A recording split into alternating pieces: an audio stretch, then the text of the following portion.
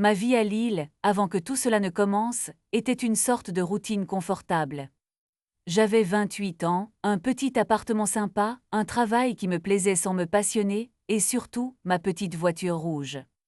Cette voiture, ce n'était pas juste un moyen de transport, c'était ma liberté, mon indépendance.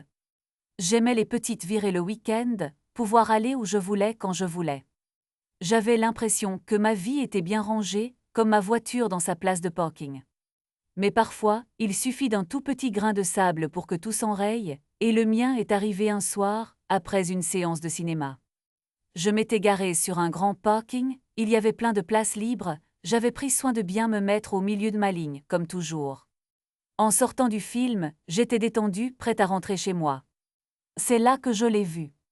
Une autre voiture, collée, mais quand je dis collée, je veux dire collée à ma portière conducteur. 4 malheureux pouces, à peine la largeur de ma main. Impossible d'ouvrir. J'ai senti la colère monter en moi, rapide, brûlante. Il y avait des dizaines d'autres places libres, parfaitement accessibles. Pourquoi? Pourquoi faire ça?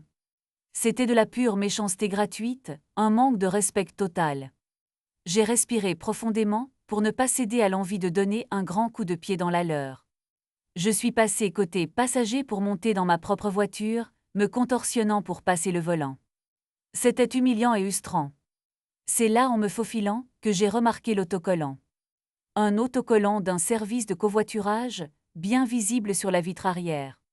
Ce type était peut-être même en train de travailler, transportant des gens, tout en se comportant comme un goujat sur un parking public. L'idée de ma portière contre la sienne me démangeait, mais je me suis retenue. J'ai sorti mon téléphone. J'ai pris des photos, plusieurs. Des photos montrant bien l'espace ridicule entre les deux voitures, ma voiture bien garée, la sienne mal garée, et j'ai fait attention à ce que l'autocollant du service de covoiturage soit visible, et j'ai zoomé sur sa plaque d'immatriculation. Une fois sorti, tant bien que mal du parking par le côté passager, j'ai contacté le service de covoiturage via leur application. J'ai expliqué la situation, envoyé les photos preuves.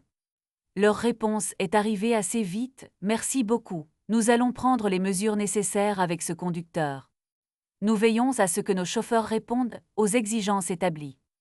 Encore une fois, merci beaucoup pour votre signalement, cela permet d'identifier les chauffeurs qui ont un comportement inapproprié. Nous sommes désolés pour cette expérience. N'hésitez pas à nous recontacter si vous avez besoin d'aide supplémentaire, j'ai ressenti un bref soulagement. Quelque chose allait être fait. J'espérais juste qu'il recevrait un avertissement, quelque chose pour lui faire comprendre que ce n'était pas acceptable. Mais au fond de moi, la colère ne s'éteignait pas. Cette réponse générique, ça sonnait creux. Allait-il vraiment faire quelque chose? Ou était-ce juste des mots pour me faire taire? L'image de sa voiture collée à la mienne me hantait. C'était plus qu'un simple mauvais stationnement, c'était une agression, un manque de respect flagrant pour l'espace des autres. Et l'idée que ce conducteur puisse continuer à agir ainsi, peut-être même en représentant un service qui se veut convivial, me rendait folle. Les jours qui ont suivi ont été étranges. J'attendais, je vérifiais mon application, mes emails, espérant une nouvelle plus concrète du service de covoiturage. Rien. Le silence. J'ai essayé de les recontacter, demandant ce qui avait été fait, si le chauffeur avait été sanctionné. Les réponses étaient évasives, toujours polies, mais ne donnant aucune information précise sur les mesures nécessaires prises.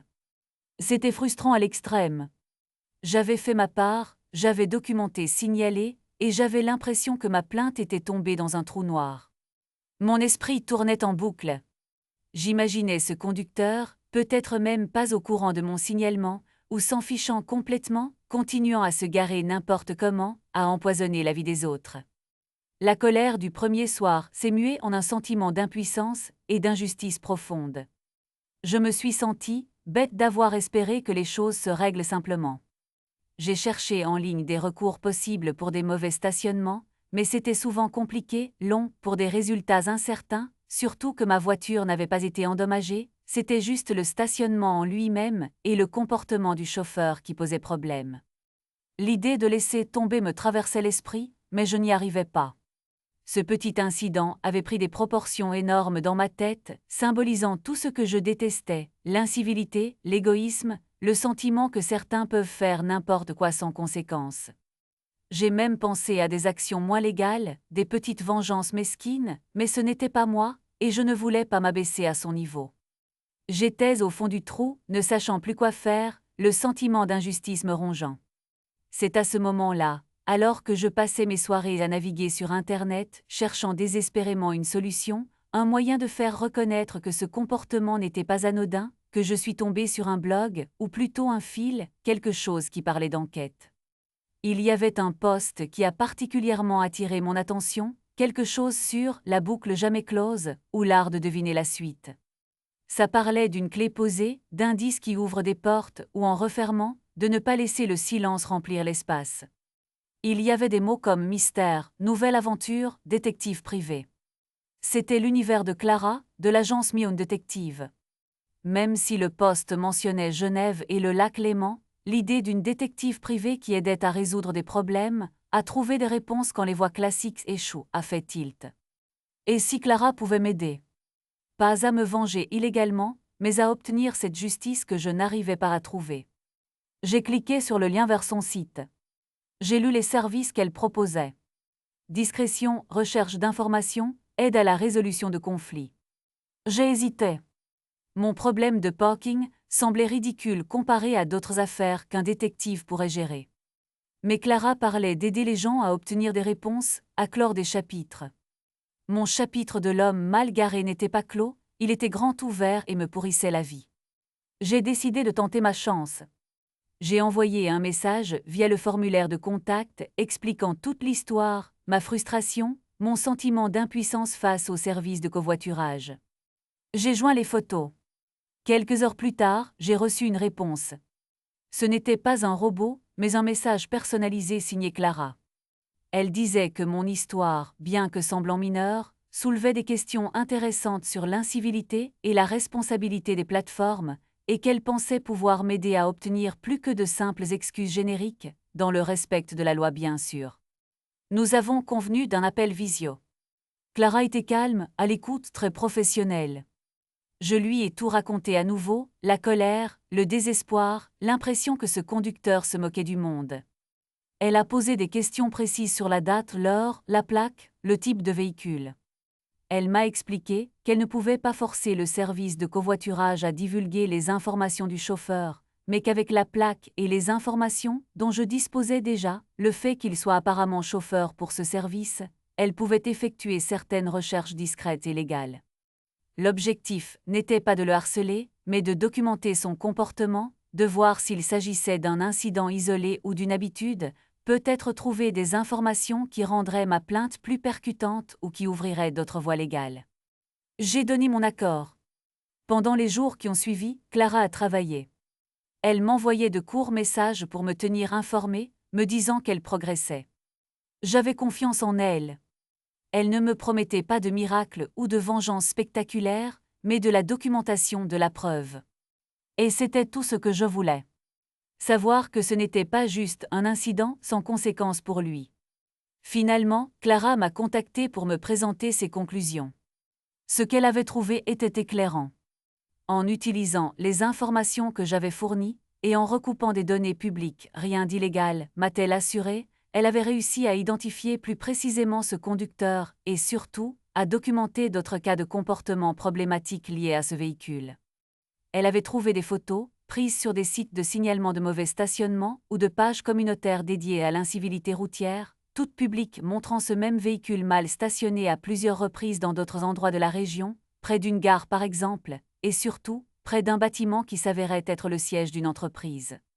Clara avait même réussi à trouver une photo où on voyait le conducteur descendre de la voiture devant ce bâtiment, prouvant qu'il y travaillait ou y avait une activité régulière. Ce n'était pas juste un chauffeur de covoiturage occasionnel, c'était quelqu'un qui avait manifestement l'habitude de se garer n'importe comment, montrant un manque de respect constant pour les règles et les autres. Clara m'a fourni un rapport détaillé avec toutes les preuves documentées, les dates, les lieux, les photos. C'était accablant. Soudain, ma petite vengeance ne semblait plus mesquine. Ce n'était pas juste contre moi que cet homme agissait, c'était une habitude. Armé de ce rapport solide et légalement obtenu grâce à Clara, j'ai contacté à nouveau le service de covoiturage, cette fois-ci avec un dossier complet, montrant que le stationnement inadmissible du parking de cinéma n'était pas une erreur, mais un symptôme d'un comportement récurrent et problématique de l'un de leurs chauffeurs.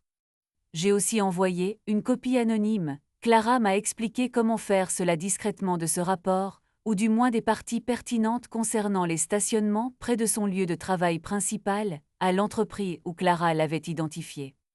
Je ne sais pas exactement ce qui s'est passé ensuite. Le service de covoiturage m'a envoyé un message me remerciant à nouveau, me disant qu'il prenait cela très au sérieux et que des mesures définitives avaient été prises concernant le chauffeur en question. Quant à son employeur, je n'ai eu aucune nouvelle directe évidemment. Mais je sais que j'ai fait tout ce que je pouvais, de manière intelligente et légale, pour que cet homme ne s'en sorte pas avec une simple tape sur les doigts pour un comportement qui allait bien au-delà d'une simple erreur de jugement. Je n'ai plus jamais recroisé sa voiture. Je n'ai pas cherché à savoir s'il avait perdu son emploi de chauffeur de covoiturage ou s'il avait eu des ennuis avec son autre travail ou avec les autorités pour ses stationnements habituels. Ce n'était plus ma guerre. Grâce à Clara, j'avais obtenu ce que je cherchais, la reconnaissance qu'il y avait un problème, et la certitude que mon signalement, appuyé par des preuves concrètes de ses habitudes, aurait des conséquences réelles pour lui. Le sentiment de culpabilité initial avait disparu, remplacé par la satisfaction d'avoir agi justement. Ma boucle était close, et j'avais trouvé ma clé, non pas celle qui ouvre la portière d'une voiture mal garée, mais celle qui ouvre la porte vers un sentiment de justice retrouvé. Ma petite voiture rouge semble un peu plus en sécurité sur les parkings maintenant. Et moi aussi.